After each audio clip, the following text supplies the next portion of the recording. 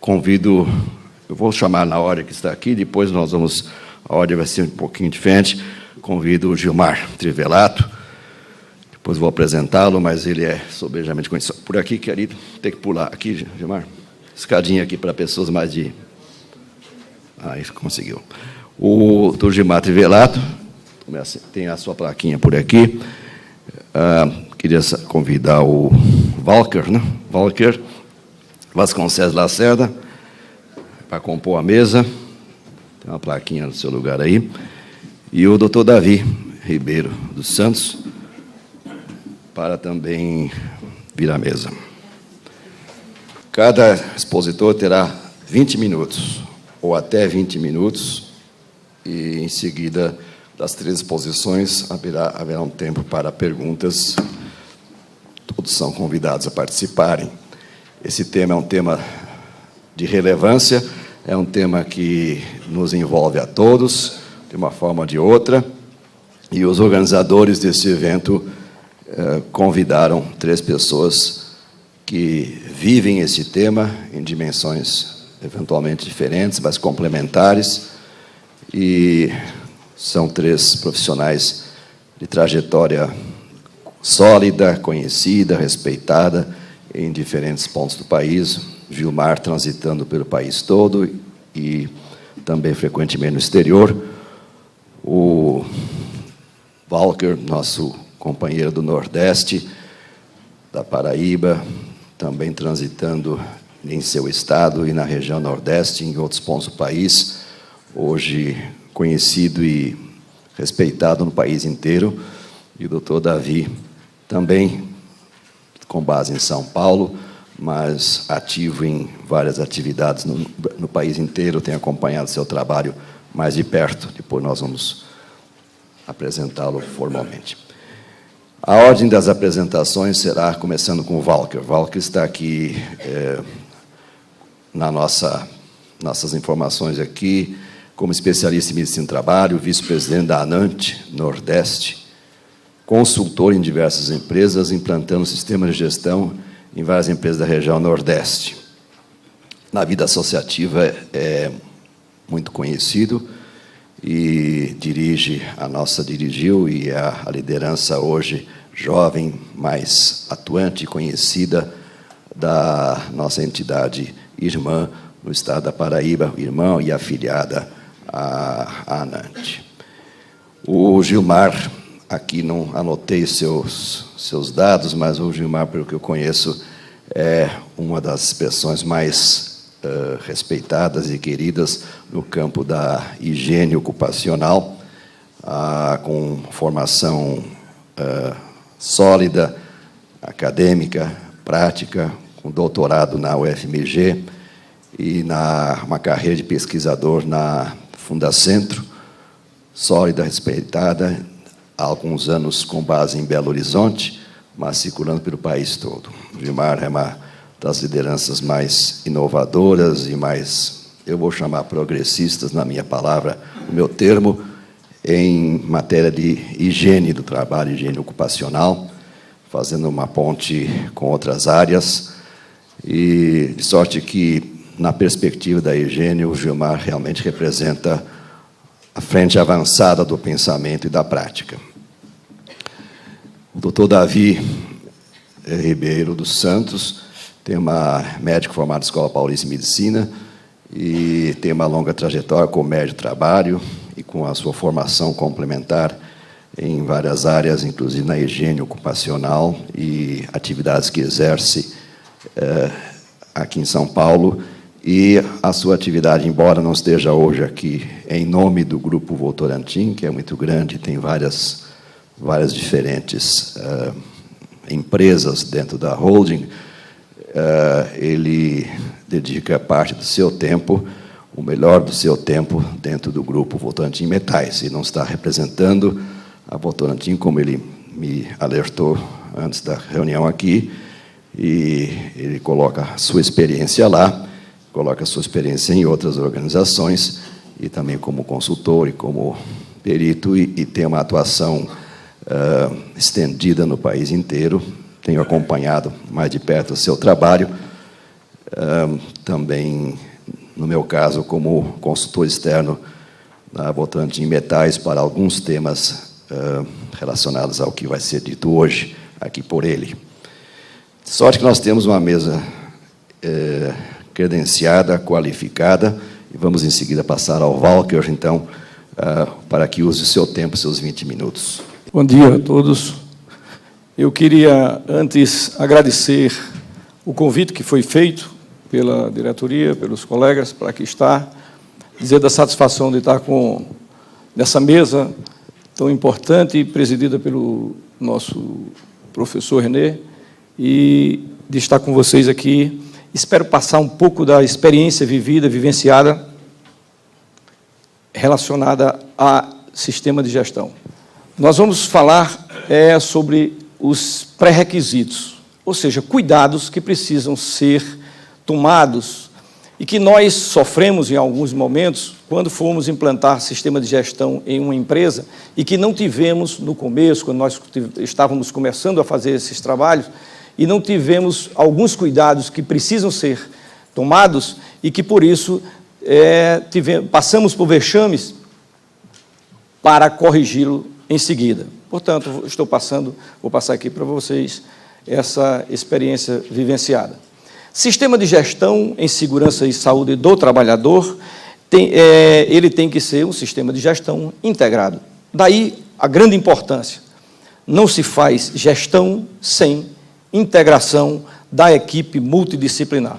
Rapidamente falar aqui por que sistema de gestão. Nós precisamos deixar de pensar em programas, em ações meramente legalistas, para se pensar em atividades conjuntas, proativas, com vários profissionais atuantes e agindo proativamente, integração das equipes, integração das ações interdependentes e aglutinação de esforços. Isso aí já basta para justificar deixar-se de fazer programas para se trabalhar com sistemas. Pré-requisitos.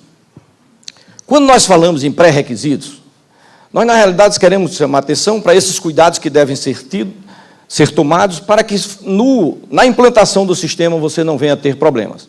Quando nós iremos fazer um projeto até mesmo de vida, porque, diga-se de passagem, a vida também é um projeto, nós, quando iremos implantar o escopo de um programa de gestão dentro de uma empresa, nós o fazemos pensando em que iremos plantar uma semente, essa semente vai germinar, essa semente vai fazer crescer alguma planta, em seguida, essa planta vai dar folhas, vai dar flores e depois vai dar frutos, e nós iremos nos beneficiar com a sombra dela, que vai servir para todos.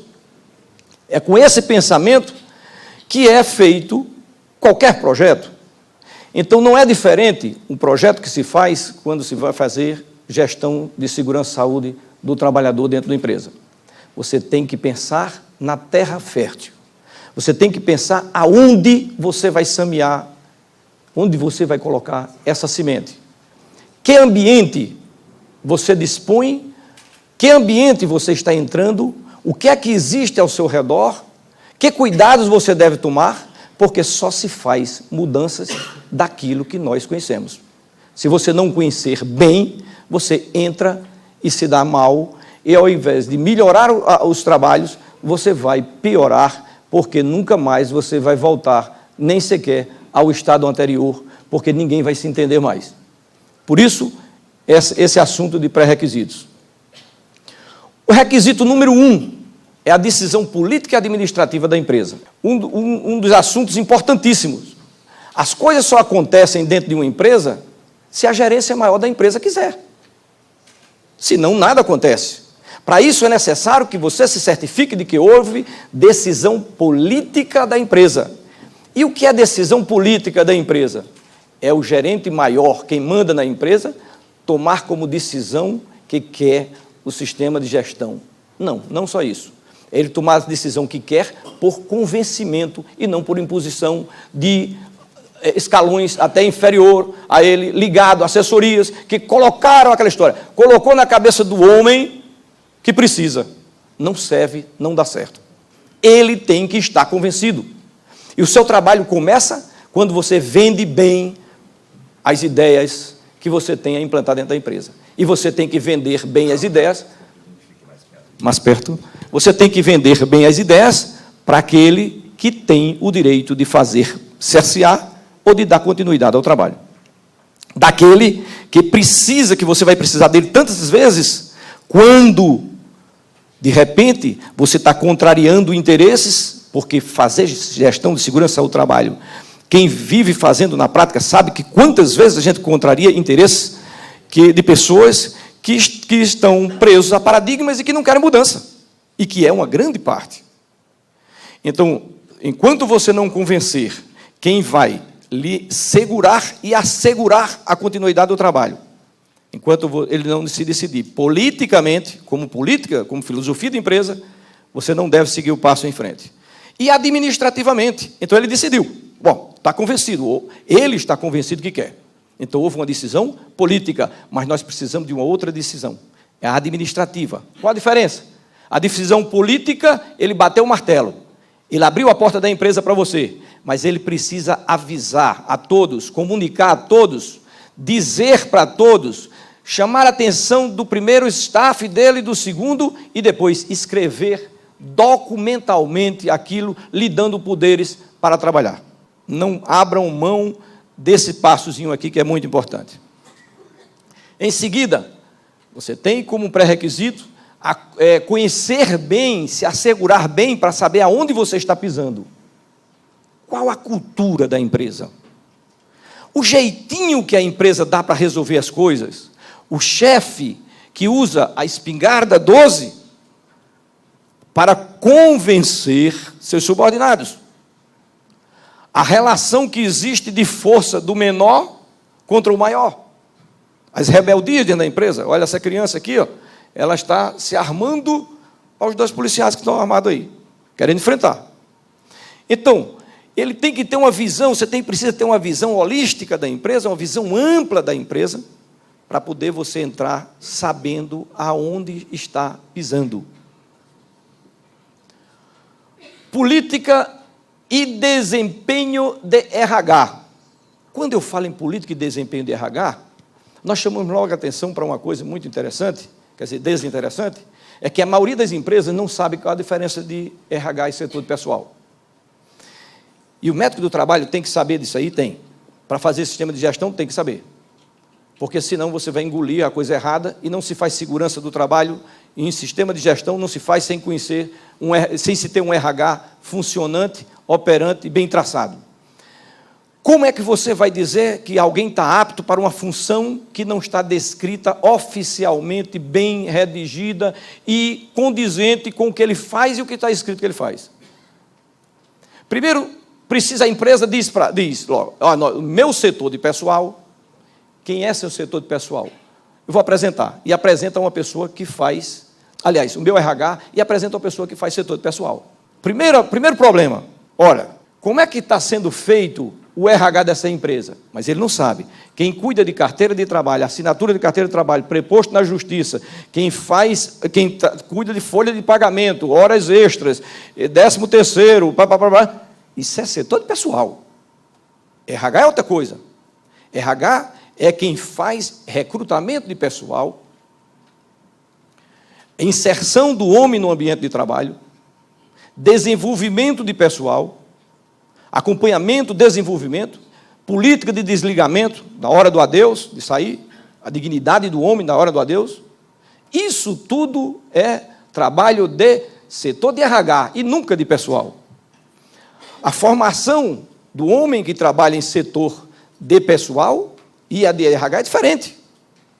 Primeiro tem que se ter em mente que não se pode fazer RH, e sim, aí vem outro erro.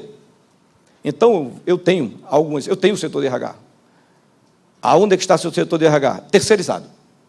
Eu terceirizei a empresa tal. Ok. Como é que é feito o recrutamento de pessoal? Não, o recrutamento de pessoal, eles mesmos já mandam de lá para cá. Baseado em quê? eles escolhem o pessoal, mandam para cá. Como se faz recrutamento, que eu não aprendi ainda, como se faz recrutamento de pessoal sem se ter traçado o perfil profissiográfico do empregado?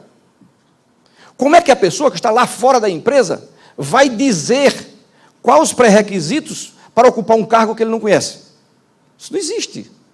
Isso não existe. Isso é brincar. E como hoje nós não podemos brincar mais, porque dói no bolso do empregador, e ele nos quer agora, daqui para frente, para que nós façamos as coisas funcionarem perfeitas, quer resultados, e não papéis só, então isso não funciona. Não, aí vem o outro estágio. Não, eu tenho pessoal e foi traçado o perfil profissiográfico. Quem traçou o perfil profissiográfico? Quem traçou foi a psicóloga. Excelente. Mas do ponto de vista da psicologia. Cadê os requisitos médicos para as funções? Cadê os do engenheiro de segurança, do técnico de segurança? Cadê dos outros setores? Cadê aqueles que são próprios da filosofia da empresa? Olha, perfil profissiográfico só deve ser traçado com bases em discussão de equipe multidisciplinar. A equipe tem que sentar, não existe trabalho sozinho. Ninguém trabalha mais sozinho, a equipe é multidisciplinar. Então, senta RH, senta o setor de pessoal, senta encarregado disso, daquilo, os gerentes, ou o empregado tem que ser ouvido do setor, as dificuldades que ele passa no setor para colocar no pré-requisito, no perfil profissiográfico. E aí, depois, quando se fica pegando pessoas na rua, à vontade, sacudindo para dentro da empresa, não valorizando a mão de obra no seu acesso para o trabalho, você nunca vai colocar o homem certo no lugar certo. E é o médico quem vai fazer a triagem de um candidato que está errado para aquela função, que ele não deveria estar naquela função, mesmo embora ele esteja apto do ponto de vista médico. E aí começa a Torre de Babel. Documentos existentes. Tem que se assegurar quais são os documentos existentes. De repente você chega na empresa e encontra os documentos plenamente perfeitos, tudo em ordem, tudo funcionando direitinho, mas não é o comum. O comum é nós entrarmos dentro da empresa e examinar documentos onde o documento médico é feito por um médico sozinho, o de engenharia sozinho, de segurança sozinho, o outro, cada um faz seu trabalho, mas não há integração. E aí, um fica documento desfazendo o que o outro disse.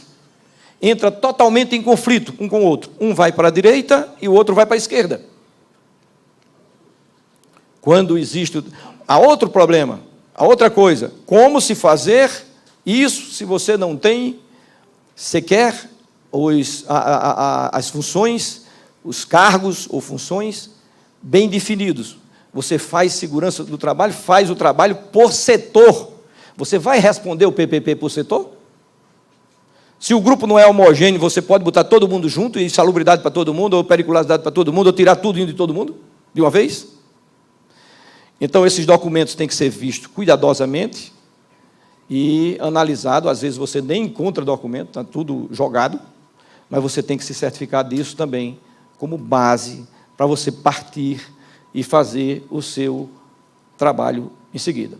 Nível de integração entre os líderes. Você pode entrar e fazer uma programação em cima de um grupo de liderança que se conflita, que não agem proativamente, que uns têm compromisso e outros não, uns trabalham para fazer, outros para desmanchar o que outros fizeram para o lugar dele. Grau de comprometimento da equipe, vou passar mais rápido, grau de comprometimento da equipe, isso é outra coisa muito importante para se verificar. Nível de competência hierárquica. A quem compete? Quem manda? Quem manda é quem está na diretoria, ou tem outro que manda mais do que ele que está lá? E aí você recebe a ordem para fazer, a ordem daquele, e quando você começa a fazer, o outro diz, não, mas eu não quero desse jeito. Outra segurança. Nível de conhecimento da equipe, dos líderes. Análise ampla das condições existentes. Às vezes as condições de trabalho, elas são baseadas naquela filosofia de trabalho da empresa que nós falamos antes. Essa maneira de limpar embaixo. E o outro considera que é um purgatório, né? E formar uma boa equipe de trabalho. Muito importante. Cuidado na hora de formar a equipe. Tenham muito cuidado. A equipe tem que estar de mãos dadas, seja na hora do ambiente administrativo, seja da hora de estar dentro da produção.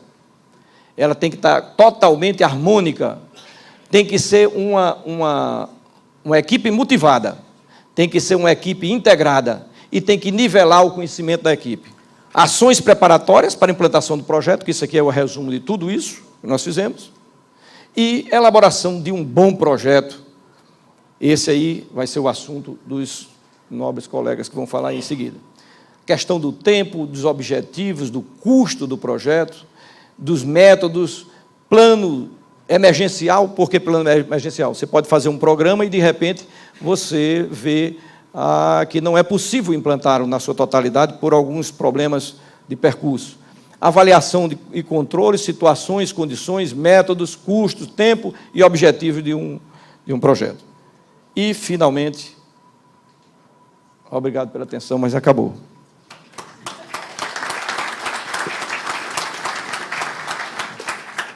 Bom, em primeiro lugar, eu gostaria de agradecer à diretoria da ANANTE pelo convite, em particular o Zurré, que nos convidou, e a oportunidade de estar aqui, rever vários amigos, né, e mais uma vez, trocar ideia.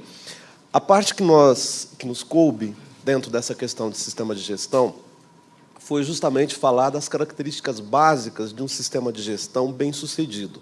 Porque sistemas de gestão aí no mercado, em várias empresas implantados, a gente encontra, mas bem-sucedidos são poucos. Então, a gente vai refletir um pouco a respeito desse assunto.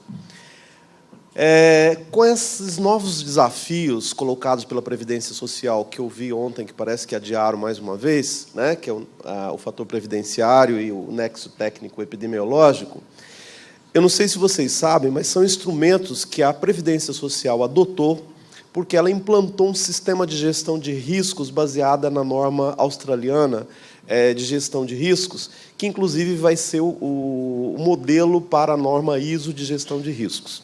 Então, isso que a Previdência passou a adotar esses instrumentos não é uma questão por acaso, é uma questão pensada, em que ela quer reduzir, basicamente, os riscos da Previdência, o déficit que ela está sofrendo, e principalmente porque, até então, ela não funcionava como uma instituição de seguros, né? Qualquer empresa, independente da forma com que ela gerisse os seus riscos, pagava o mesmo valor, independente do setor. E a gente sabe que a base do seguro é você colocar um prêmio de acordo com o risco que você está segurando. E, para enfrentar essas novas abordagens, uma determinada organização ela não só tem que fazer uma gestão adequada dos riscos, mas ela tem que ser competente para mostrar que ela está fazendo isso. Então, são duas coisas diferentes. Uma coisa é eu fazer e outra coisa é eu ser capaz de demonstrar, e vocês podem verificar que a Previdência Social ela não vai estar preocupada com CATs, com uma série de outras questões, ela quer saber resultados efetivos, no sentido que você diminuiu o número de benefícios pagos em relação às questões de saúde e segurança. Então, a visão que se tem de risco é uma visão ampliada, né? No sentido dessa norma australiana, que é a possibilidade de acontecer algo que possa ter um impacto sobre os objetivos da organização. Aqui nós não estamos falando só proteger saúde e segurança. Hoje, a gestão da saúde e segurança, ela pressupõe você prevenir passivos, mas também você obter vantagens dentro do mercado competitivo que nós temos. Vocês sabem que hoje uma empresa multinacional, por exemplo, que se insere dentro do mercado globalizado, ela precisa, muitas vezes, demonstrar a sua eficiência e eficácia na gestão dos seus riscos. E, da mesma forma, empresas menores que estão sendo contratadas por essas empresas maiores, muitas vezes também precisam, para serem admitidas como contratadas, um bom desempenho de saúde e segurança. Então, o impacto sobre os objetivos não é só simplesmente prevenir doenças e acidentes, mas toda uma gama de aspectos que podem ser tratados. E, obviamente, ele é medido em termos de consequências e probabilidade. E, no caso da Previdência Social que nós estamos tratando aqui, pode implicar em a empresa recolher. Outro dia participamos de uma discussão com o setor de mineração. O setor de mineração vai ter um impacto bastante significativo no recolhimento do seguro-acidente de trabalho. Nós temos a questão da aposentadoria especial, essa excrescência que existe, persiste ainda no Brasil, mas é um problema que está aí colocado e que pode causar muitos problemas do ponto de vista financeiro e, às vezes, inviabilizar determinados negócios.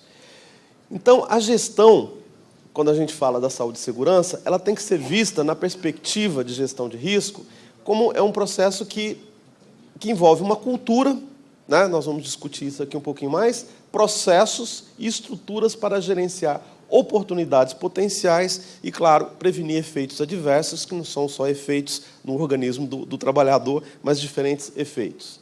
E a gente tem uma visão que a gestão da saúde e segurança ela teve uma evolução, né? E é dentro desse quadro, desse contexto, que nós vamos abordar.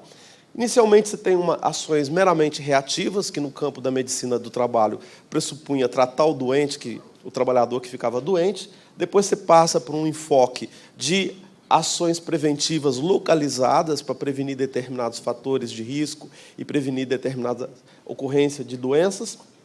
Aí depois você parte para uma gestão sistematizada, que pode ser uma abordagem programática ou uma abordagem sistêmica, como já foi mencionado pelo palestrante anterior. E aí entra a questão que a simples conformidade legal não é suficiente para assegurar uma gestão bem-sucedida. Então, aquelas empresas que dizem, eu cumpro a lei, cumprir a lei, vocês sabem muito bem que o conjunto das NRs brasileiras foram criadas basicamente para satisfazer uma exigência do FMI, do Banco Mundial, quando o Delfim Neto quis implantar, pedir mais empréstimo, então exigiu do governo brasileiro que se criasse um conjunto de que saíram as NRs, e vocês sabem que elas têm um processo longo de revisão, estão desatualizadas, atrasadas. Então, cumprir simplesmente o que está na NR não quer dizer uma gestão bem-sucedida. Pode evitar multa dos auditores fiscais do trabalho, mas não significa uma gestão que vai ter um impacto na redução de riscos. E aí você tem que adotar iniciativas de caráter voluntário e uma visão ampliada de risco, né, que é fundamental para você ser bem-sucedido, e aí onde entra os sistemas de gestão como uma estratégia importante para isso. E claro que as iniciativas voluntárias pressupõem uma mudança de paradigma, né? Então, uma ruptura, inclusive a visão do profissional de saúde e segurança, que deixa de ser aquele indivíduo responsável pela condução do processo preventivo dentro da empresa, ele passa a atuar muito mais como um assessor, um consultor interno, onde a responsabilidade principal, como foi colocado pelo Walker, começa pela autoridade máxima dentro da organização e o envolvimento de todas as partes interessadas. O empreendimento, hoje, quando a gente fala em empreendimento responsável, exige, no mínimo, a conformidade legal, né? Eu estou falando isso porque eu vi várias empresas certificadas, recentemente visitei algumas, que a gente está dando alguma orientação, e quando você chega lá, no fundo, eles não estão cumprindo nem a lei, mas são certificados, né? Então, o que a gente vê é que o sistema de gestão pressupõe a conformidade legal, mas buscar uma eficácia. E, num terceiro momento, você definir, utilizar esse resultado que você alcança na redefinição estratégica do seu negócio. E, hoje, a tendência atual é incluir o conceito de responsabilidade social, não no sentido de fazer caridade na comunidade onde a empresa está inserida. Eu vejo empresas que fazem programas sociais importantes, eu não estou negando a importância desses programas, mas quando você olha a cadeia produtiva dessa empresa, ela terceirizou todos os riscos, né? Então, como que ela pode se dizer responsável socialmente, certificada, se ela pegou todas aquelas atividades mais críticas e terceirizou, né? Ela não tem aquele mesmo zelo que ela está adotando para a comunidade onde ela está inserida, ela não faz com a comunidade dos seus fornecedores, né? Essa é uma questão que a gente tem apontado. E o sistema de gestão de saúde e segurança tem sido a principal estratégia atacar o grave problema social e econômico, e ele é usado pelas empresas, basicamente, para aumentar a competitividade. Então, hoje, uma empresa que não tiver uma gestão adequada, ela pode perder licitações, ela pode perder contratos, enfim, ter graves consequências no seu mercado. Bom, tem essa definição aqui, eu vou, pelo tempo, passar rápido, eu acho que todos já conhecem, que é um conjunto, né, sistema de gestão, em qualquer nível de complexidade, de pessoas, de recursos, de procedimentos, que interagem, que são interdependentes, né? E que têm uma determinada finalidade, né? Para realizar um determinado fim especificado. E, no caso, no mínimo de saúde e segurança, é proteger a integridade física dos trabalhadores e a proteger a sua saúde. No mínimo, isso, né? E, claro, ele envolve processos né, que diz respeito à organização da gestão, que o Walter colocou muito bem, que me precedeu. Às vezes o pessoal acha que implementar sistema de gestão é chegar lá e já começar a fazer um levantamento de conformidade legal, de riscos, de programar. Não, ele tem uma etapa anterior que pressupõe a organização da gestão, que passa por definição da política, estrutura organizacional, desenvolvimento de competências, desenvolvimento de instrumentos específicos para a implementação. Uma boa estratégia de avaliação de risco, controle de riscos, que pressupõe não só o tratamento do risco, medidas preventivas, mas a verificação dos resultados, e aí onde entra a questão do programa de saúde ocupacional da empresa, e, principalmente, a comunicação de riscos. Existem vários esquemas de sistemas de gestão, né? Esse daqui é o mais conhecido, todos mutatis mutandis, né, pressupõe um ciclo PDCA, né, que eu não vou entrar em detalhes aqui. Existe esse da diretiva da OIT, que é uma publicação internacional que foi publicada aqui no Brasil pela Fundacentro, nós fizemos a tradução dela, né, e deu vários problemas aí de tradução, mas existe já em funcionamento. Se vocês observarem, ela também é um ciclo PDCA. Existe hoje esse novo modelo, que eu acho mais interessante, que é o sistema de gestão que está servindo de base para a norma ISO de gestão de riscos, que você tem justamente aí essas etapas, que é estabelecer o contexto, identificar o risco, analisar o risco, julgar e priorizar os riscos, que essas etapas todas é o processo de avaliação de riscos, tratar os riscos, só que você verifica que isso acontece dentro de um contexto que há constante comunicação e consulta a todas as partes interessadas, né? Então, nenhuma dessas etapas deixa de fazer sem que haja esse processo lateral de comunicação. E, ao mesmo tempo, a monitoração e revisão das ações a todo momento.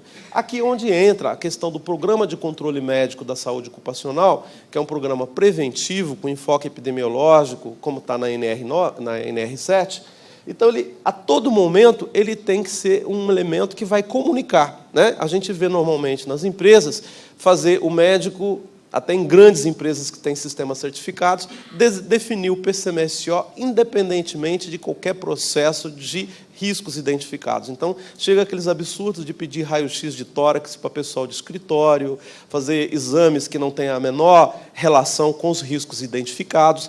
E, o mais importante, a resposta, os resultados desse programa não se insere dentro do contexto da gestão. Ele não é utilizado para dar feedback se a gestão que está ocorrendo ela é eficaz ou não. Obviamente, dentro do panorama nacional, nós temos, vocês sabem, que essa questão do PPRA, PCMSO, ter sido criado em normas separadas, isso foi uma questão de contexto político, não é uma questão de filosofia, né? Foi porque quem estava, o Mário Bonciani está aqui, na época a gente era o que podia ser feito, né? Não que a gente quisesse fazer programas isolados, isso não existe em lugar nenhum do mundo. A parte do programa, a parte médica, ela está inserida dentro do sistema de gestão, mas, obviamente, a empresa tem que evoluir, no mínimo, para um programa, para depois pensar, propor um sistema integrado. E as vantagens? Claro que um sistema de gestão promove mudanças culturais a longo prazo na gestão empresarial. Então, uma empresa que vivenciou um processo de gestão eficaz, né, os administradores, o gerente, o administrador máximo, se ele passou por uma empresa que tem um sistema de gestão, naturalmente, quando ele vai para outra empresa, vamos supor, nos processos que possam ocorrer, ele leva aquela cultura, né? O grande problema, às vezes, é quando dá essas grandes reestruturações, como ocorreu no Brasil, que empresas que tinham uma boa gestão, mas foi incorporada por uma empresa com uma cultura, digamos, menor, né, e acabou perdendo, às vezes, a sua oportunidade. Mas é mudança. É o melhor diálogo e confiança entre a indústria e o governo e entre a indústria e a comunidade. Obviamente, se ele for feito de forma adequada. E maior adequação do que regulamentos.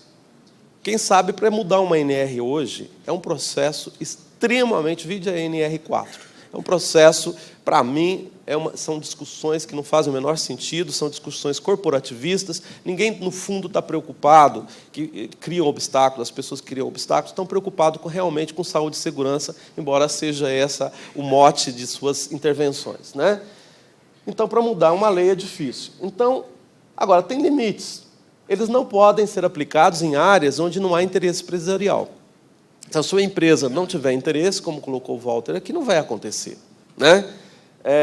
Não evita ou não é capaz, foi um erro aqui, de lidar com aqueles que pegam carona nesses processos, né? Então está na onda aí, está uma onda de sistema de gestão, e tem gente que aproveita para ir junto, né, sem fazer nada, e quem quer burlar a lei, ok?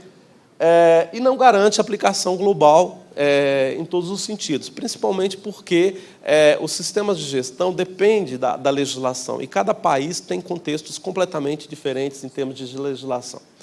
Numa reunião feita nos países escandinavos, em que reuniu vários experts a respeito de sistema de gestão, se discutiu quais são as posições, isso ocorreu em 98, sobre os sistemas de gestão, e levantaram 3 hipóteses. A primeira delas é a hipótese de sucesso, porque tem tido, sim, sucesso em várias empresas. Mas esse sucesso somente ocorreu em empresas que já tinham uma cultura sólida de saúde e segurança. Quando se implementa um programa de saúde e segurança numa empresa que não tem uma cultura de saúde e segurança, que saúde e segurança seja um valor real, vira a hipótese burocrática, obsessão da papelada, que é 90% dos casos que eu tenho observado no Brasil. É papel, é reunião, né? Outro dia, eu vi numa empresa de grande porte, o pessoal brincando, puseram uma plaquinha lá, estamos há tantos dias sem auditoria, né? Porque auditoria todo dia, reunião, né? Então, em vez de acidente, sem auditoria. Acaba sendo um fator de risco para a saúde e segurança do pessoal administrativo. Então, você chega hoje lá na empresa, as pessoas não fazem gestão, elas não cuidam, não vai lá olhar o ambiente de trabalho, modificar o processo, elas ficam fazendo papel, reunião, preenche papel, evidência para auditor, né? E cada auditor com qualidade discutível. Gilmar, e tem a hipótese... Gilmar, 5 minutos. Tá, okay, a hipótese do blefe, que é o pretexto, às vezes, para a desregulamentação.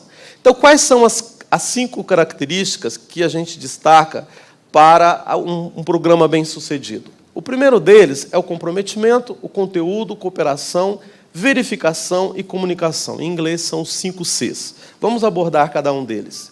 Primeiro, o comprometimento. Saúde e segurança tem que ser uma questão de valor. Eu tenho atuado, às vezes, como consultor de grandes empresas na área de meio ambiente, que é a minha outra área de formação, e a gente vê um desnível muito grande na abordagem que a empresa dá para a questão ambiental e para a questão de saúde e segurança. Mas é um disparate, né? Então, a gente vê por quê. Às vezes, saúde e segurança não é visto como valor e a única e exclusiva preocupação da empresa é prevenir passivos trabalhistas, insalubridades e coisas do tipo, né? Esse comprometimento demonstra a vontade política das partes interessadas na implementação efetiva, né? Inclusive por parte até dos trabalhadores, porque eu já atuei uma vez como consultor da Editora Abril, aqui em São Paulo, numa época de implantar medidas de controle, quando houve redução do ruído para níveis bem abaixo de 85 decibéis, o próprio sindicato ficou revoltado pelo fato de você reduzir ruído de 90 e tantos decibéis para 82 decibéis, né? Porque, no fundo, tinha outros interesses. Então, hoje, há uma maturidade muito baixa no próprio segmento de trabalhadores. Eu senti que houve uma perda de vários sindicatos que tinham uma postura até avançada e, hoje, não estão preocupados mais com essa questão, ou estão no governo, né? E é mais visível com ações do que com palavras, né? Então, eu acho que essa questão do comprometimento não basta ter aquela política escrita lá na parede, bonitinha, comunicada, como o Walter colocou. É fundamental você ver em atitudes, na hora que se dá um problema concreto, que tem que, por exemplo, interromper um processo produtivo por razões de segurança, se a alta administração vai dar sustentação, por exemplo, a uma decisão desse tipo, né? A questão do conteúdo. Os riscos têm sendo bem identificados, então a gente vê problemas.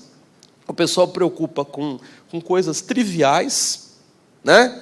Já fui empresa que preocupa com risco de queda de avião sobre a empresa e não vê, às vezes, a poeira esparramada lá dentro, né? Então, veja assim, levanta aquelas planilhas de aspecto e impacto, 10 mil itens, coloca coisa desnecessária que dá complicação depois, porque um risco identificado pressupõe que exige uma ação efetiva.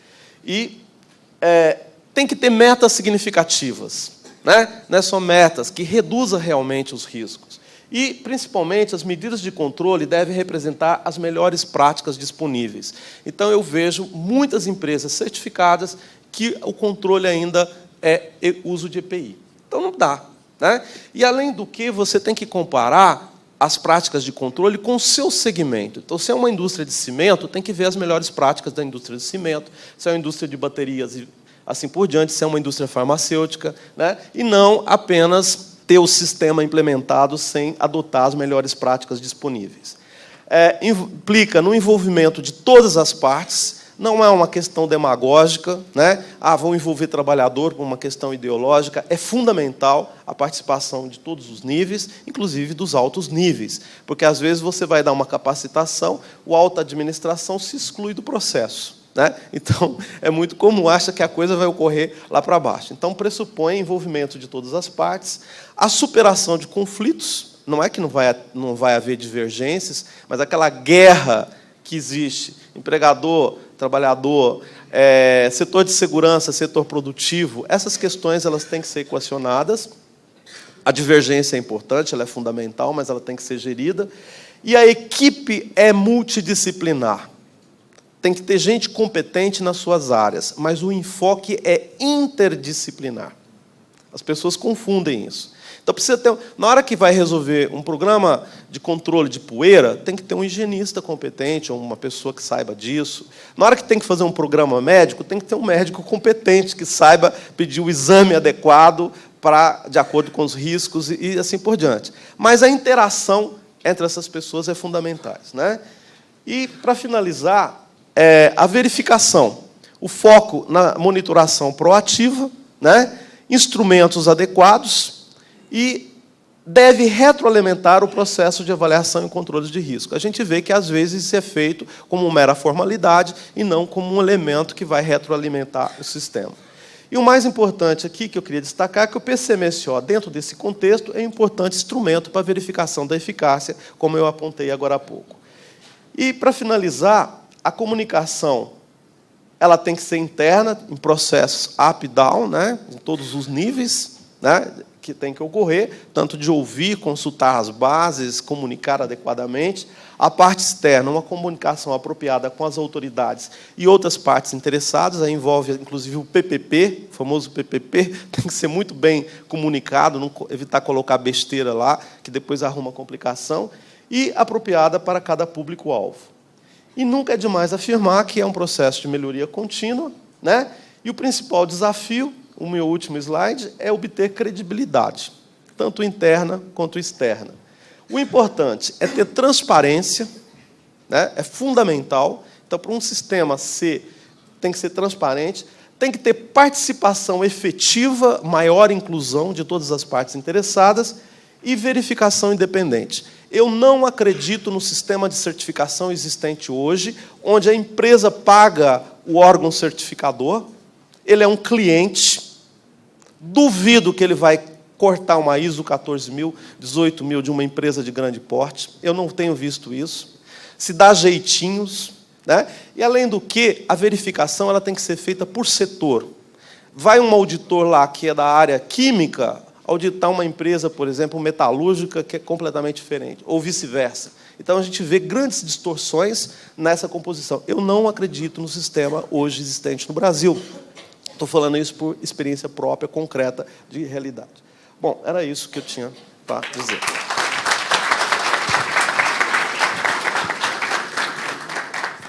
Muito obrigado, Gilmar, também, pelo conteúdo, pela forma de apresentar. Ô, Gilmar, eu comentei aqui na hora que você falou daquela empresa que estava preocupada em cair avião, e não na poeira, né? Que a empresa, você não contou um detalhe, era a TAM Logística ali em frente ao aeroporto. Era uma mineradora. E aconteceu exatamente o que eles temiam, que era cair um avião da própria companhia em cima deles, né? E tudo virou poeira lá depois. Doutor Davi. Bom dia, senhores. Eu quero agradecer o convite da ANANT para estar aqui. Eu estou aqui na condição de um médico do trabalho, colega de todos vocês, para falar da minha vivência com relação a esse tema, gestão de saúde no trabalho, especificamente na indústria. Faço aqui, como já fez o professor René, a observação que eu não falo em nome do Grupo Votorantim, porque é um grupo muito grande, multissegmentado, e eu não posso representar um grupo que tem vários negócios em respeito aos outros colegas que administram cada um desses negócios. Eu sou médico corporativo da Votorantim Metais. Estou lá há 2 anos, vivo agora, pelo que eu imagino, um bom momento profissional, contando com o apoio da direção da empresa e recursos nesse trabalho de busca de implantação de um bom sistema de gestão e de manutenção desse sistema de gestão. Como disse o Gilmar e o Dr. Walker, não é uma coisa tão simples. Juntar documentos, juntar papéis, procedimentos e tudo é muito simples, mas fazer isso acontecer na prática é um processo que exige esforço e dedicação, né? Eu quero contrapor aqui 2 extremos: a gestão de saúde com a visão de melhoria contínua e o outro extremo, a gestão talismã. A gestão talismã é aquela que você encontra na empresa uma gaveta exclusiva, com uma chave, que guarda lá os documentos, o texto do PCMSO e do PPRA, muito bem atualizados. Não falta, não atrasa, porque alguém corre e manda fazer isso direitinho. Óbvio, isso é caricato, mas todos nós corremos algum risco de perder oportunidades de melhoria se a gente não tiver uma sistematização da gestão de saúde de uma forma de busca de melhoria contínua. Então, eu entendo, como já foi falado aqui, eu acho que a minha fala talvez coincida um pouco com o que já foi falado, mas é a minha vivência, a minha experiência. Eu entendo que esses 4 pilares são fundamentais para que você tenha uma boa oportunidade de gestão da saúde do trabalhador com melhoria contínua. Higiene ocupacional, que se tornou muito mais evidente hoje com as novas modificações da legislação, que não se pode, a legislação previdenciária trouxe esse grande benefício, que não se pode fazer um PPP sem ter uma base sólida em higiene ocupacional. De outra forma, há um risco das informações não serem seguras e comprováveis.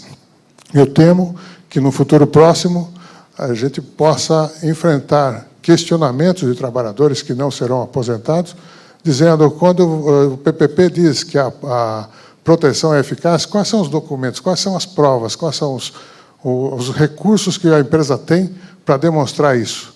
Não adianta dizer que tem lá uma ficha de fornecimento de EPI. Isso não funciona.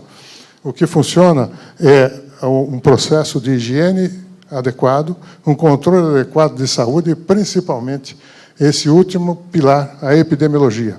É aqui que nós vamos voltar no passado e demonstrar claramente que a empresa realmente protegeu os seus empregados, mesmo que falte documentos que demonstrem que havia essa proteção. A epidemiologia vai demonstrar o nível de saúde dessa população e como ocorreu esse curso da saúde dessa população. Eu parto de algumas premissas no processo de gestão da saúde com melhoria contínua. Primeiro, um conceito de saúde, uma visão integral da saúde. Para esse processo, não é possível dividir a saúde em saúde ocupacional e saúde não ocupacional. Nós temos que ver o trabalhador como um todo. Uma visão de melhoria contínua. É essa visão de melhoria contínua que nos dá condições de estabelecer objetivos, independente do tempo, do prazo, até alcançarmos. Imagine uma indústria metalúrgica, uma indústria siderúrgica, que tem lá, como todos nós sabemos, uma exposição significativa a ruído. Se nós admitirmos o conformismo e dizer, isso aqui não se pode melhorar, ruído em metalúrgica é um risco próprio e o máximo que se pode fazer é usar EPI. Isso significa uma perda de objetivo, um risco, nós perdemos uma oportunidade de melhoria. Eu tenho um exemplo pessoal, já no início da atuação como médico do trabalho, eu fui trabalhar. Tenho formação como otorrinolaringologista, eu fui trabalhar numa indústria metalúrgica e vi uma máquina que produzia 98 decibéis de ruído. E eu fiquei muito angustiado com aquilo, até pelo risco que via da perda auditiva. Eu insisti tanto com a direção da empresa que 1 ano depois essa máquina tinha que ser trocada. Eles foram buscar uma máquina na Alemanha, não sei aonde, mas a máquina tinha um sistema pneumático que deixou de ser uma fonte de ruído significativa. Não fiz isso com essa visão, porque naquele tempo eu não tinha uma visão tão clara de melhoria contínua. Mas é um resultado prático de uma situação de alguém que ficou insistindo, que mostrou o objetivo no sentido de reduzir ruído. Então, acho que nós podemos, numa indústria metalúrgica ou qualquer lugar onde haja um risco que se admita a dificuldade de controle desse risco, manter o objetivo até que se encontre uma oportunidade de melhoria. A atuação multiprofissional, como já foi falado aqui, eu entendo que é fundamental. Não se pode gerir saúde no trabalho simplesmente com a figura do médico do trabalho. É necessário uma integração de equipe e, no meu entender, inclusive uma ampliação da equipe. Eu tenho conseguido isso na Votorantim Metais, acrescentando profissionais à equipe que não faziam parte anteriormente da equipe de saúde. Por exemplo, uma nutricionista. Quase todas as nossas unidades hoje têm uma nutricionista trabalhando. Isso, de certa forma, traz uma colaboração significativa nos programas de melhoria da saúde e da qualidade de vida do trabalhador. Gestão da informação atual. Esses 2 itens são fundamentais para que nós tenhamos o conhecimento do curso, das tendências da saúde dessa população. Isso, não tenha dúvida que isso tem um significado importante do ponto de vista previdenciário, considerando as modificações da legislação.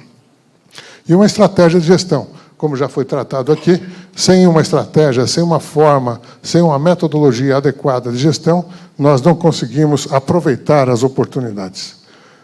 O conceito de saúde da Organização Mundial de Saúde, de 1984, é um conceito que cabe bem aqui no processo de gestão, que, na verdade, pode ser resumido: saúde é a condição em que o indivíduo ou grupo de indivíduos é capaz de realizar suas aspirações, satisfazer suas necessidades e mudar ou enfrentar o ambiente. Ou seja, resumindo isso, seria a capacidade do indivíduo de se manter em equilíbrio com as circunstâncias, sejam elas adversas ou favoráveis. Uma visão integral da saúde. E eu fui buscar um fragmento de texto da Carta de Ottawa que traz esse conceito de uma forma bastante simples, bastante clara.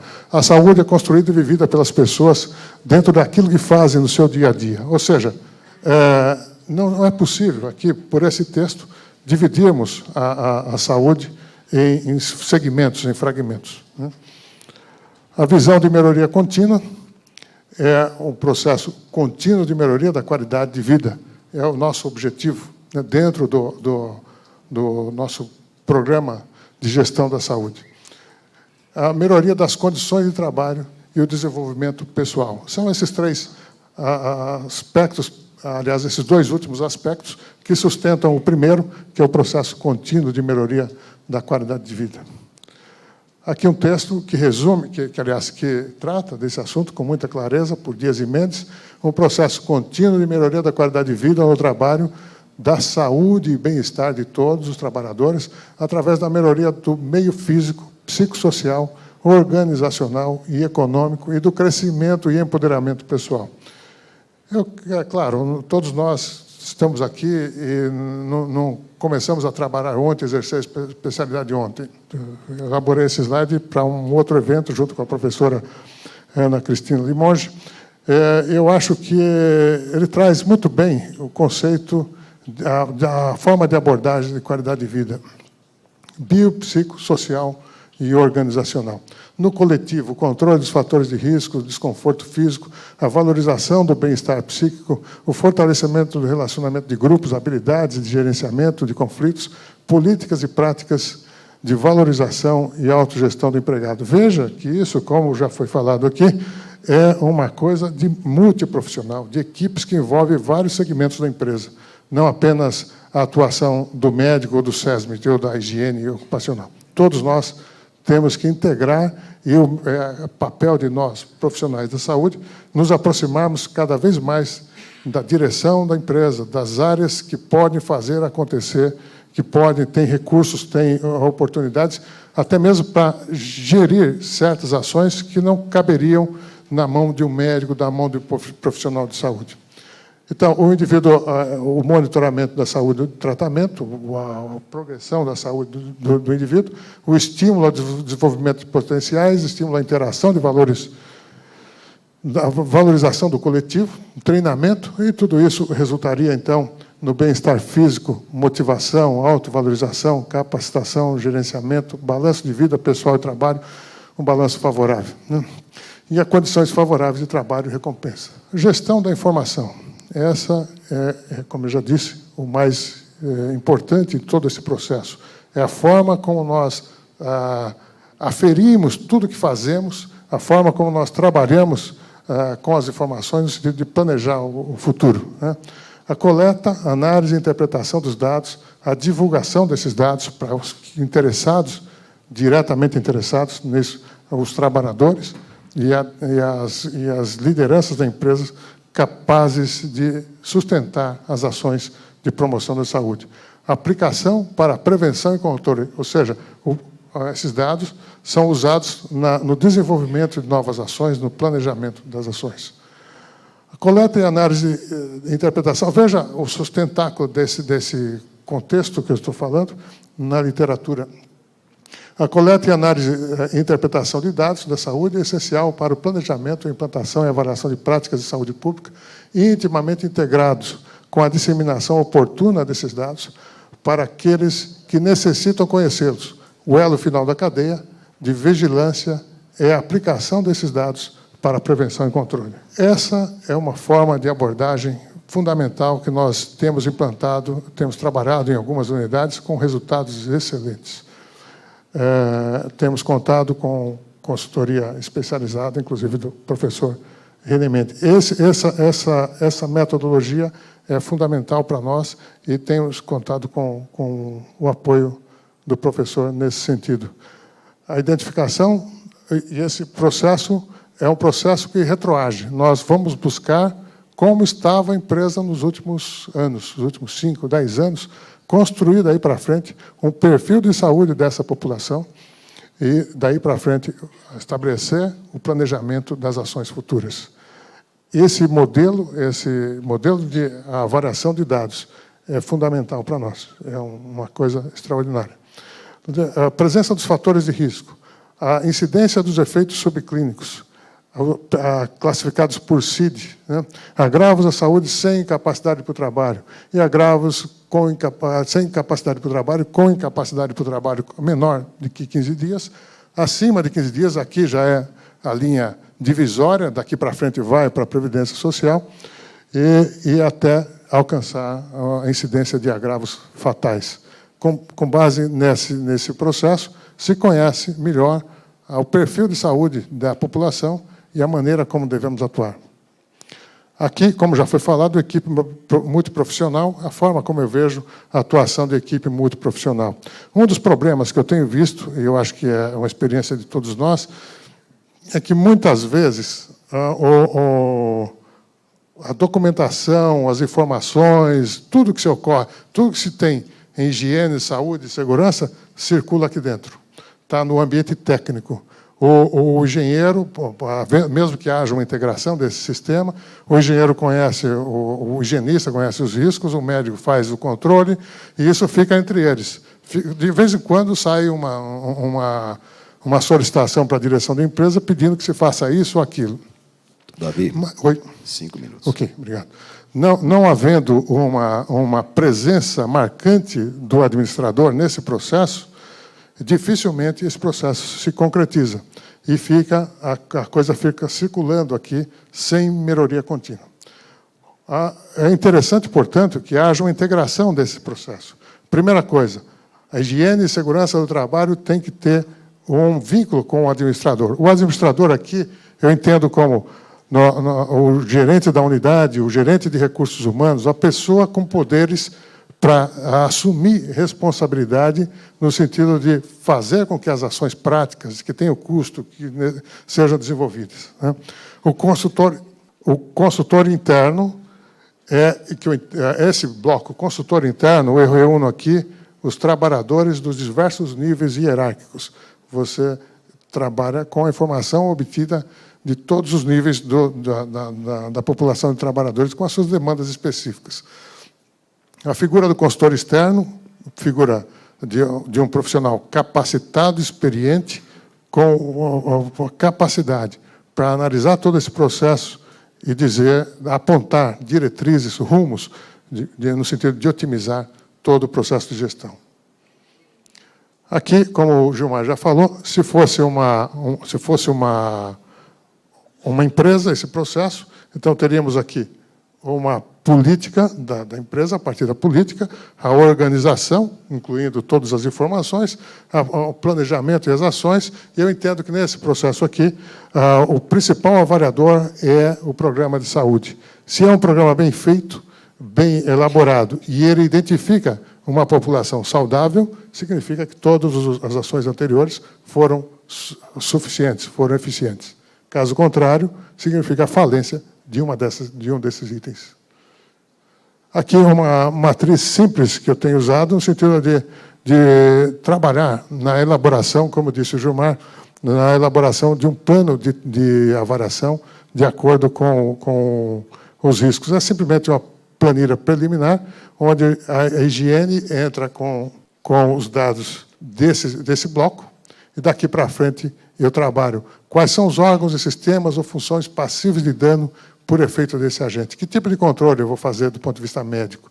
E qual a periodicidade desses exames? É uma maneira simples de, pelo menos, planejar a minha planilha de exames complementares e clínicos. Somando, como eu já disse, nós não podemos separar saúde ocupacional dos demais, eu trabalho com 7 itens de promoção de saúde, que eu costumo dizer, na verdade, aqui são 8. Eu coloquei 7, porque, do ponto de vista de marketing, dentro da empresa, esse número é mágico entre os trabalhadores. Então, a gente fala, ora, se você cuidar desses 7 itens e tiver-los todos em ordem, bem provavelmente terá longevidade e qualidade de vida.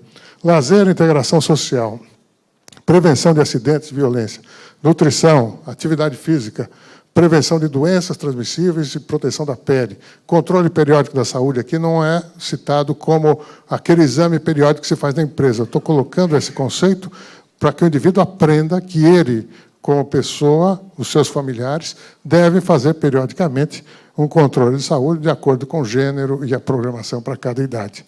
E a prevenção e a cessação de dependências. Um esquema rápido de gestão que eu proponho, que, na verdade, não é que eu proponho, é que é um esquema que a gente pretende que seja utilizado no nosso trabalho, uma liderança capacitada, uma equipe habilitada, uma equipe de profissionais multiprofissional e bem habilitada, capacitada, suporte técnico, aqui representado pela consultoria e pelo aprendizado, as diretrizes e responsabilidades bem definidas. Isso aqui, o que é? Documento, é procedimento, é treinamento, é capacitação, é documento, padronização de processos e análise periódica da performance desses sistemas. Esses 3 itens aqui são importantes para quê? Para a garantia da fidelidade da informação que chega, da comparabilidade dos dados. A ideia é que qualquer profissional que execute essas tarefas, que execute os processos, tenha o mesmo comportamento e colha as informações da mesma forma. E o processo, que corre paralelo aqui, identificação de avaliação de risco, adequações que são necessárias, monitoramento, no sentido de promover melhoria, no âmbito da saúde, controle e promoção da saúde, controle da saúde relacionada aos riscos ocupacionais encontrados e promoção da saúde, o perfil epidemiológico, a gestão da informação e as ações de melhoria.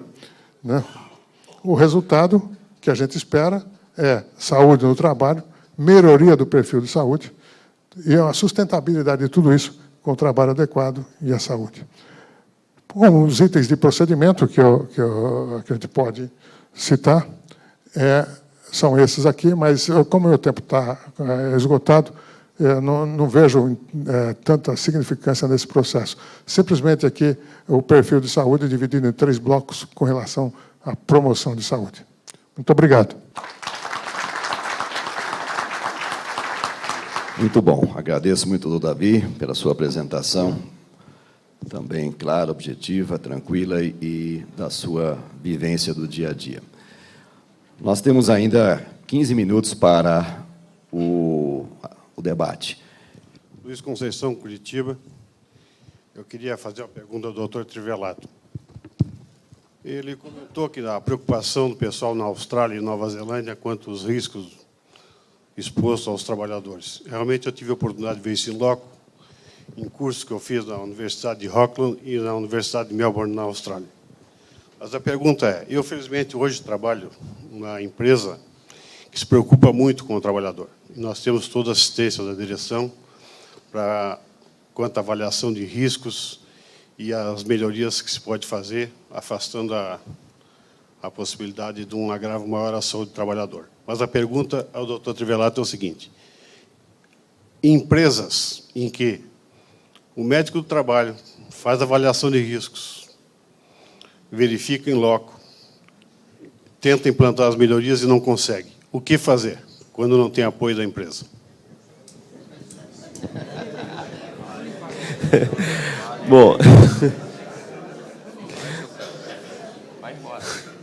Bom, eu acho que o pessoal respondeu, né? Eu acho que a manifestação da plateia foi uma forma de resposta, né? O que o Walker está colocando aqui. A gestão eficaz só ocorre hoje com controle no processo produtivo, na organização do trabalho.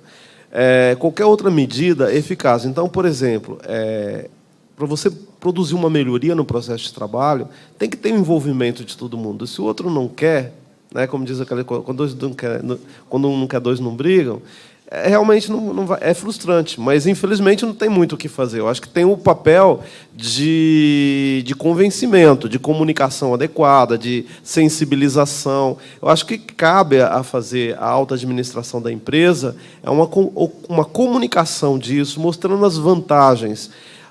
Nas experiências bem-sucedidas que eu tenho participado, até com pequena empresa, né, de prevenção, por exemplo, eu trabalhei na prevenção de mortes com explosão na indústria pirotécnica. Só para vocês terem ideia, tinha, em média, de 6 a 10 mortes por ano numa cidade de 25 mil habitantes por explosão. Há 3 anos não tem uma morte e uma explosão, graças à interferência que foi feita por um grupo várias organizações, da qual eu participei também. E a experiência concreta foi o convencimento daqueles empregadores, daqueles proprietários das empresas, da vantagem de fazer uma gestão adequada. Não só no sentido. E teve hora que a gente apela mesmo, né? Era uma cidade bastante católica, o pessoal lá é muito religioso, né? Que eram os donos das empresas, até pela ética cristã, pelos valores dessas coisas, eu apelei, né? Quer dizer, eles têm recursos. Então, eu acho que o que a gente pode fazer, consciente disso daí, é esse trabalho.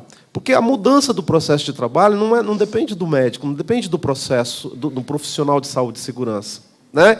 Depende das pessoas que respondem. Tanto que, para a gente promover mudanças nesse processo, nós tivemos que dar curso para os encarregados de produção, para as pessoas, porque senão a gente não vai ocorrer. Então, essa ideia de que nós podemos tudo não faz sentido dentro da gestão. Então, eu acho que o que eu posso recomendar é esse trabalho de sensibilização, que é difícil, mas não é menos nobre, e se não der resultado, aí fica a teu critério continuar ou não continuar.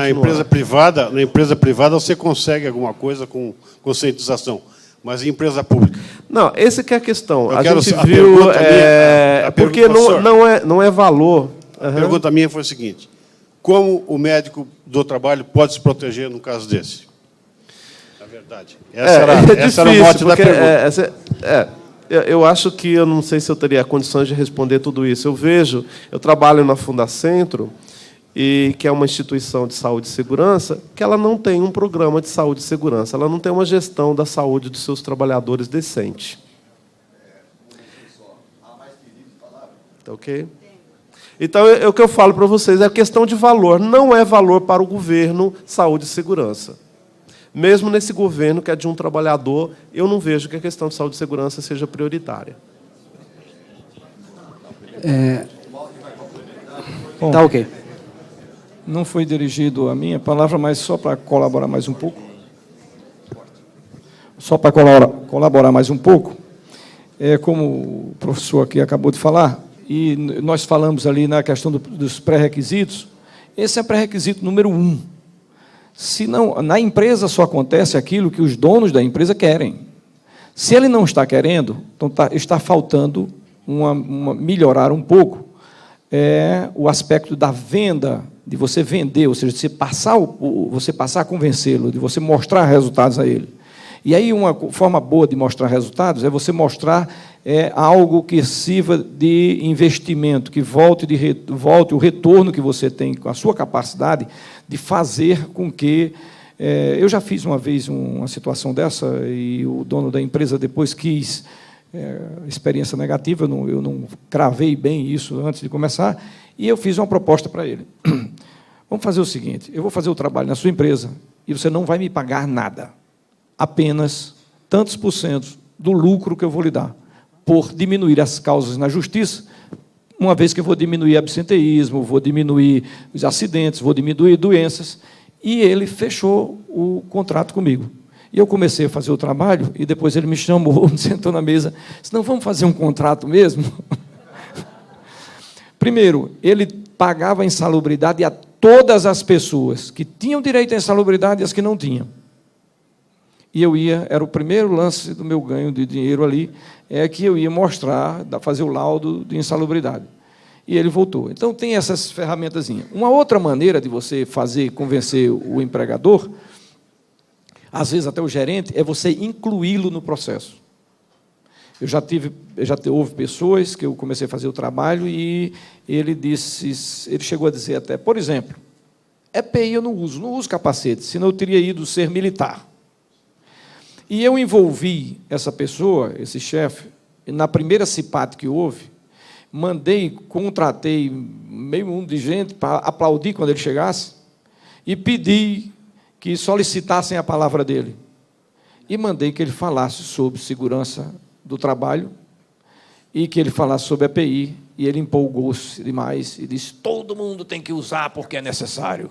Aí eu começava a palma.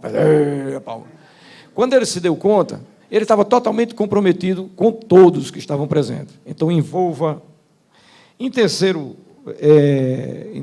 hipótese, de nada disso funcionar, e mais umas 3 ferramentas que existem para você fazer, não temos tempo suficiente aqui, mas se nada der certo, o melhor conselho, fuja para não desmoralizar-se.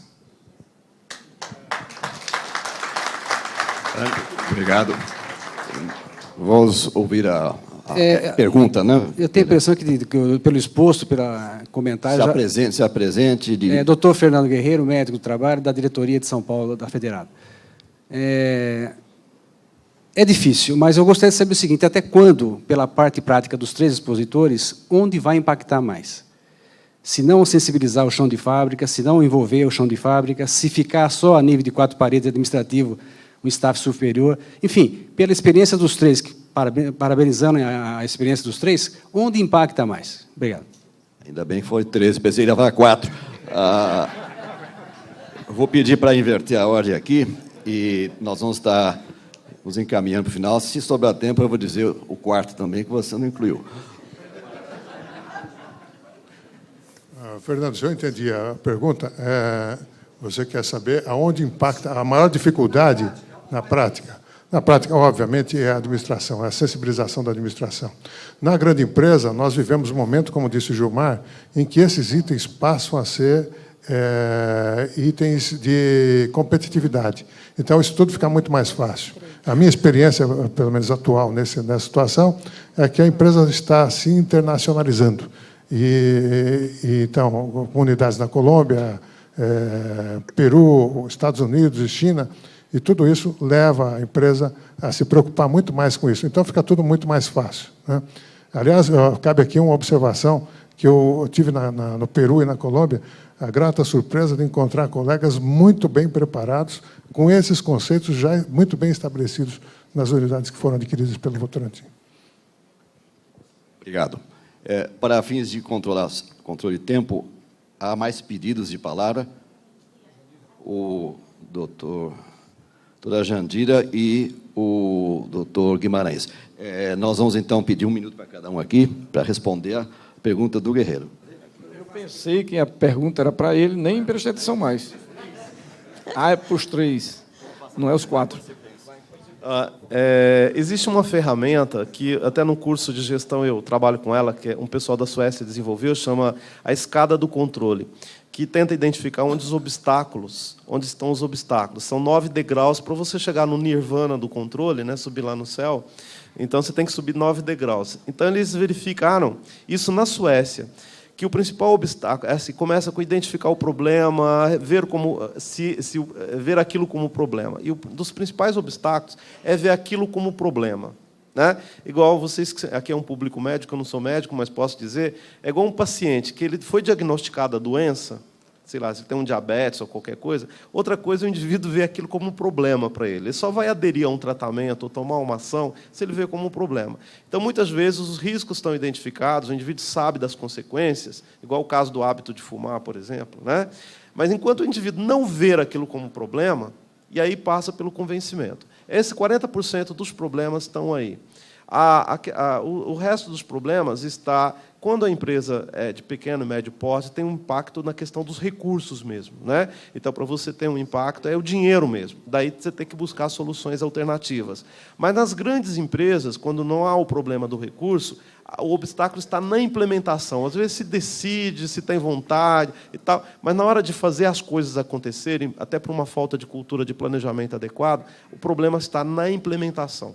Então, eu acho que tem que se trabalhar esses 3 eixos. A questão de ver aquilo como problema, aí entra toda a questão da estratégia, dinheiro para quem precisa e implementação. O Walker concordou em esperar a próxima pergunta. Doutora Jandira e depois doutor Guimarães. Jandira. Para o Trivelato, as grandes empresas, sinceramente, não estão mais me preocupando tanto. Mas as pequenas empresas, você, em parte, já me respondeu. Você vê possibilidade, eu quero a sua opinião, certo? Vê possibilidade em se desenvolver um sistema de gestão numa microempresa e numa pequena empresa, numa marmoraria, numa pedreira, certo? Aquele projeto da Fundação de Pedreiros, da própria marmoraria, né? E o doutor Medicro também entrou no projeto. Você acha que nós teremos possibilidade de desenvolver? Ou não é somente o financeiro e existe por trás todo um problema de educação?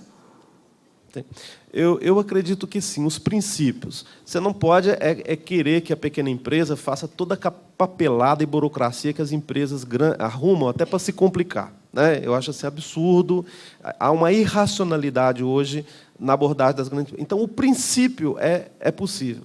Nós temos trabalhado nisso. Acabei de dar um curso agora para 2 turmas sobre um sistema de gestão para a pequena empresa. Nós tivemos uma experiência concreta com o Davi na indústria de galvanoplastia. Por exemplo, tem experiência concreta no setor de fogos de artifício, que eu falei, com resultados. Agora, você tem que atuar, aí a parte do governo ou das organizações dos empregadores, como o SESI e tudo mais, por ramo de atividade. Você tem que abordar picado no varejo, não vai dar. Mas se você consegue reunir empresas de um mesmo setor, estabelecer um padrão, o Estado também atuar nesse mesmo setor, eu acho que você tem alcançado. Isso não é invenção minha, isso eu vi na Dinamarca, né, eles atuarem por isso. Então, na pequena empresa, só atuação por ramo de atividade, com uma intervenção, com apoio do Estado, apoio técnico, financeiro, aí é possível, sim. Se não, eu não acredito. Okay? Guimarães, Médio Trabalho, Porto Alegre, Rio Grande do Sul. Parabéns pela constituição da mesa. A proposta da mesa é muito boa. Parabéns aos expositores. E eu gostaria de colocar uma pergunta aos 3 médicos da mesa. Esse exclui o Gilmar. Não tem 3 aqui. A pergunta, talvez o Davi saiba melhor explicar ou conversar. Atualmente, as empresas veem gestão integrada de saúde um pouco mais do que foi mostrado. E o Davi falou um pouco nisso, em gestão integrada de saúde, falando bastante que o homem é um ser indivisível, que a saúde é uma só, não se divide em assistencial e ocupacional. Nesse contexto, as empresas têm uma série de benefícios, hospitalização, farmácia, plano de saúde.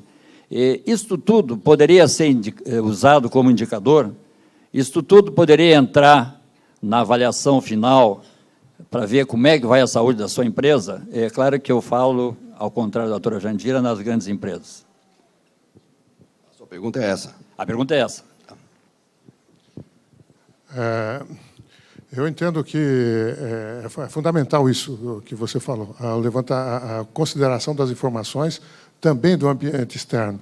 Aqui eu fui um pouco mais sucinto, mas todos esses conceitos que eu falei aqui, principalmente os conceitos de qualidade de vida, a intenção é que isso seja expandido não só para o indivíduo fora do ambiente da empresa, mas também para os seus familiares. A ideia é propagar conceitos de promoção de saúde.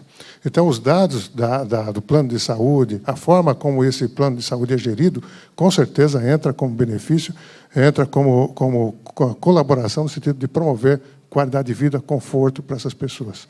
Eu não sei se eu respondi totalmente a sua pergunta, mas... Não, eu acho que é isso. Fica até um alerta, né? Porque, como eu acho que essa mesa foi importante em termos de gestão, também fica o alerta que a gestão, hoje as empresas estão querendo um pouco mais, eu acho que é um espaço bom para nós, médicos do trabalho, Exato. Até porque envolve aspectos éticos, de análise, enfim.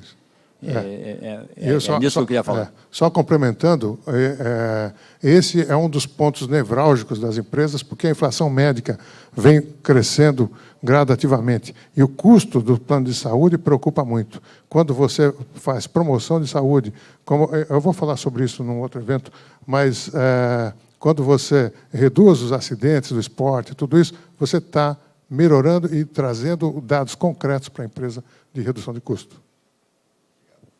Eu vou tomar liberdade de faltar um minuto de não propriamente entrar nessa pergunta. Também já me combinei aqui que ninguém mais aqui é médico. O doutor Walker mudou de profissão, ele agora é marqueteiro. Com todo respeito aos marqueteiros.